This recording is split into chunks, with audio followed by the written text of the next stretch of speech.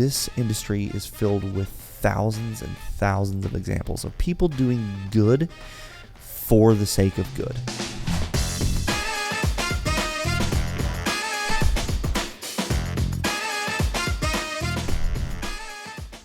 Hi, I'm Russ. And I'm Danny. And this is the Memory Makers Podcast, the show that helps you create amazing customer experiences and make more memories. It's Memory Makers Podcast. They won't let you remember. Excellent. Well, here come the Men in Black. Because when we were walking in this morning, I heard that song. That's right. It's always some, hotel lobby, like the playlist or whatever. I believe there's a solid 10 songs that all have to be 15 or more years old. And that song is definitely more than 15 years old. The Galaxy Defenders. Yeah. Well, and why we're in the hotel lobby is we're actually recording this while we're at 360. Yeah. And it's been an incredible event so far. Obviously, we don't take it for granted, but it's always so refreshing to have the reminder twice a year of just how kick-ass our industry actually is. And that's what we wanted to talk a little bit about today was, hey, not only what are some cool things that operators are doing, but much more so how are operators giving back, because that is the giving hearts that so many of the people in our industry have. And it's always so exciting and invigorating to see just how that entrepreneurial spirit is not just used for driving revenue for their centers, but driving positive impact for their communities.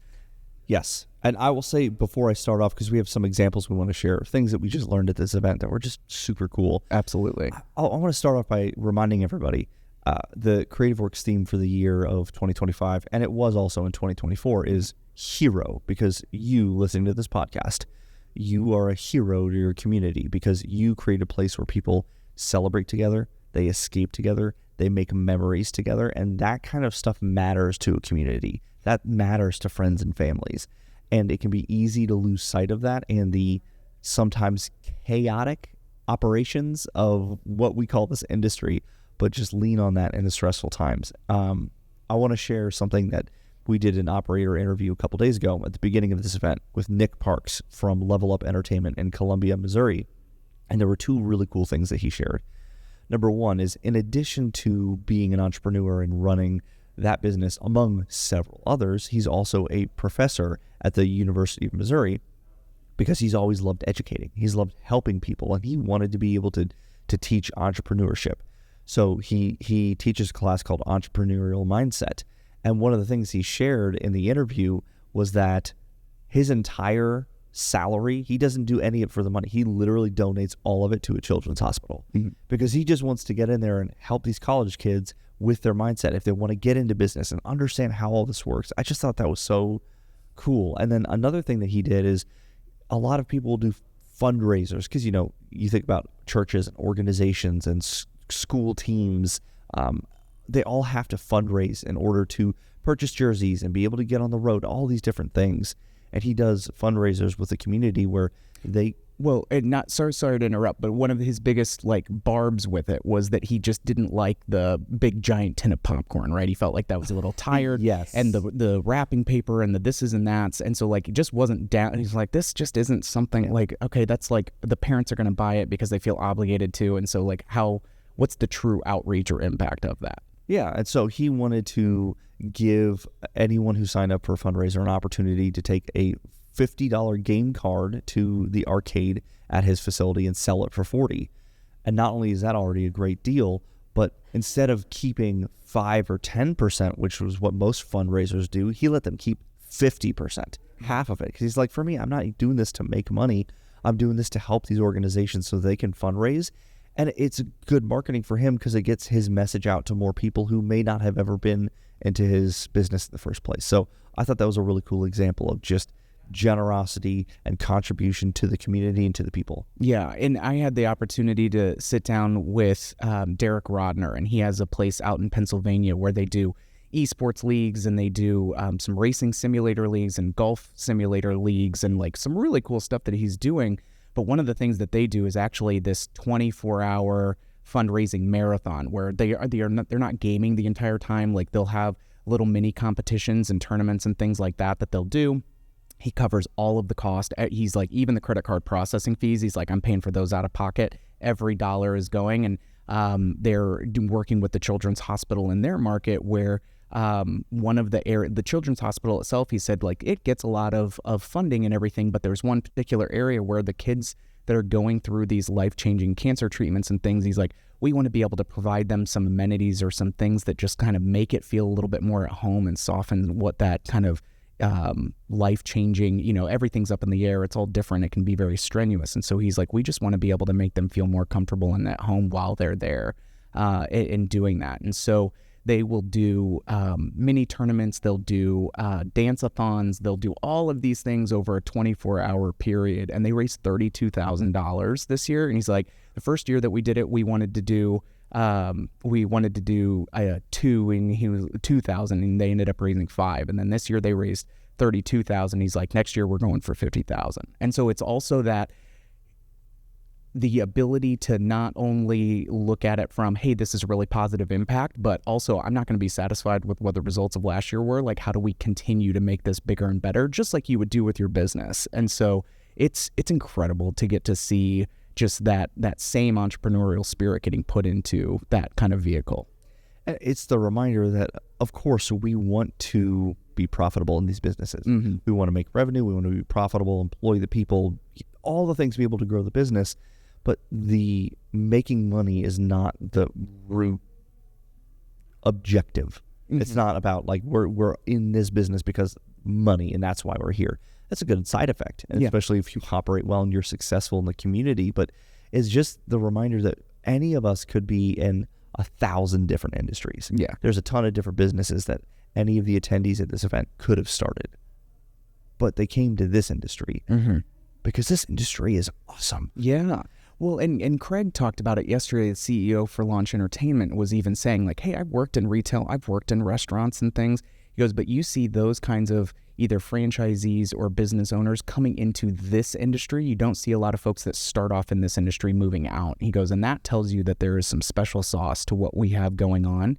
And I'm also struck consistently by when you do talk to these operators and they are focused on that positive impact for their community of, I want to be able to create jobs. I want to be able to shape young minds in a positive way and give them a place where they can come and grow and learn and develop. And it's like that stewardship and responsibility, when you have that as your true North Star, and almost all of them will consistently say, like, we will, the money will follow because we're doing the right thing for the right reasons. Like, yes, you still have hard decisions. It doesn't mean that you're just walking on sunshine the entire time. But when you're consistently looking for doing the next right thing for the right reason and having that open hand and open heart with it, way different end result for both the community and for them as an entrepreneur. And I think you and I are such good examples of that, right? We both started at a laser tag facility. I was 15. I think you started when you were 16 years old. And the general manager of that location is Armando, who is one of the owners of Creative Works. And it goes to show, and I think we've been pretty good at what we've done, and we've grown a lot in our careers, but I think we learned a foundation of what work ethic looked like, of what accountability, responsibility, growth, all those different things that were instilled in us by working at an FEC. And those are things that we carried with us throughout our career. We all went separate ways and sort of came back again because this industry has a way of pulling back, and I'm so glad it did. But it's the reminder that if you think at any point in time, which is natural to do, that I just have a bunch of high school and college kids, it's a transient workforce, they're just here to get a paycheck, none of this actually matters, I just need them to do their job good enough before they leave. That's not true.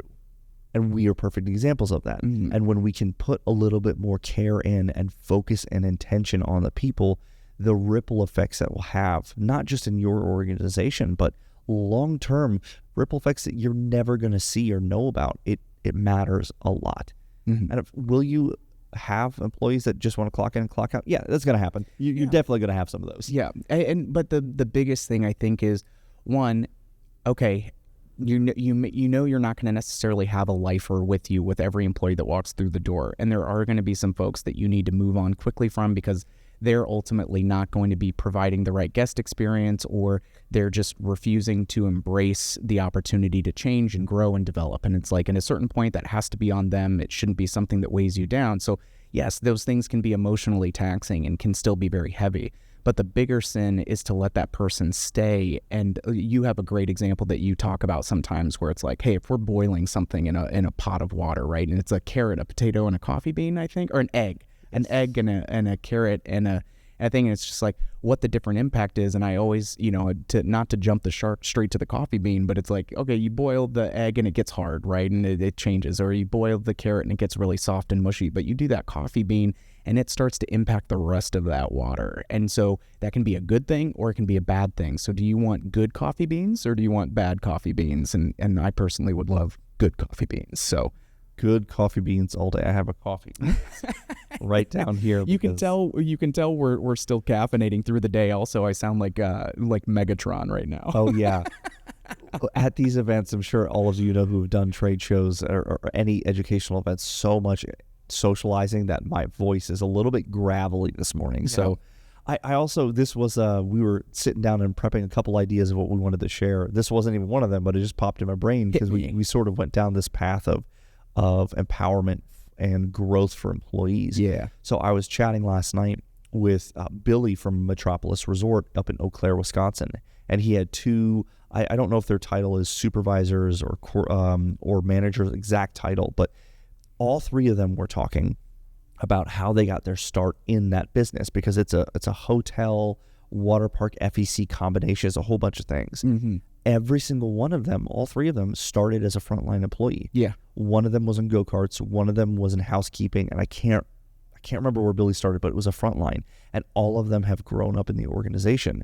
And it's such a good example of the leadership and ownership of Metropolis wanting to pour into their people, wanting to give them the skills to grow up in it and to level up and being able to grow their skills and not say, okay, well, I need a manager. Let me look outside my organization for the manager. No, let me look in my organization for the person who can be the manager. Yeah. And I just thought that was such a good example of how that comes to life in our industry. Well, and that's one of the things that I've really loved as we've done this event, 2 to 3 times a year for the last, we're coming up on 15, 16 years at this point. But when you look at over the last few years, like the Johnsons from Revved Up Fun, bringing not only themselves at least once a year, but then a couple of different managers each time, because they want to give people, one, the recognition of, hey, you are a positive impact on this team. And not only that, but I also want you to have opportunities to explore new opportunities and see that there is a path for growth for you within our organization.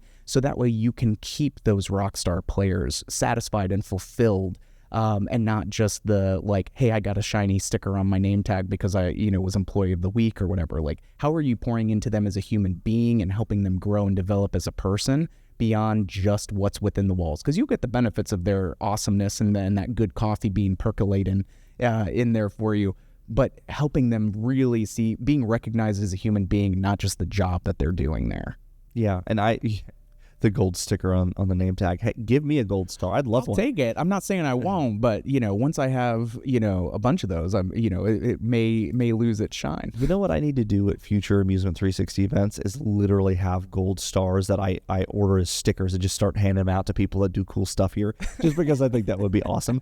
I mean, who doesn't want a gold star? Because it's great. Yeah. The last example that I wanted to share about the way that people show up in this in this industry and do good is I was talking to an operator last night, and he said he's about to start this program, I think it's next month, where over the next year he's going to be working with a foster organization for foster kids, and he's going to give away 1,000 free birthday parties over the next year to foster kids, so that they can have a great experience and get together with people and friends and have a really good time when they may not otherwise have the ability to do that.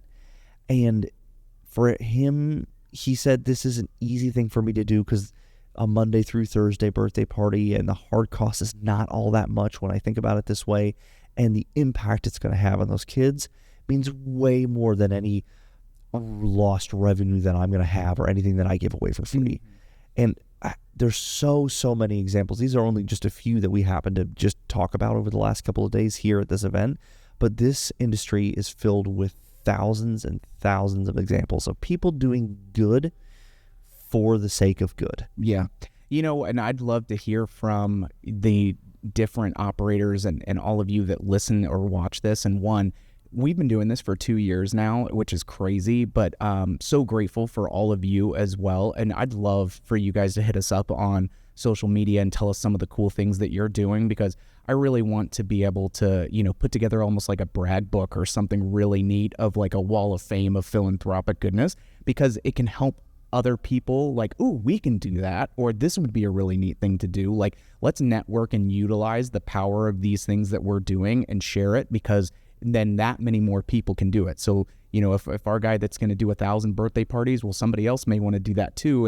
And the budding and the ripple effect, like, this is contagious, man. Let's go. We are doing this. And if you've got other examples of things that you've done that you've contributed to your community or other people, let us know. If you want to be a guest on the podcast and talk about it, let's go. Yes. We want to be able to spread the word of really cool stuff that people are doing. Absolutely. Well, I think that's a great spot for us to wrap up. And thank you guys again for joining us. And be sure to check out the episodes coming out weekly. Get it wherever you get your podcasts.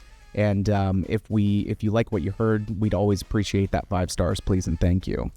Yeah, if you got ideas for future episodes, like we said, let us know, and we'll get them on the schedule. Yeah, and big shout out to Mikey Mike on the 1s and 2s, working the Ultranet for us, setting up this awesome mobile studio where we've been able to record podcasts and meet awesome new people here. And thank you all again for joining us, and we'll catch you on the next one, Troublemakers.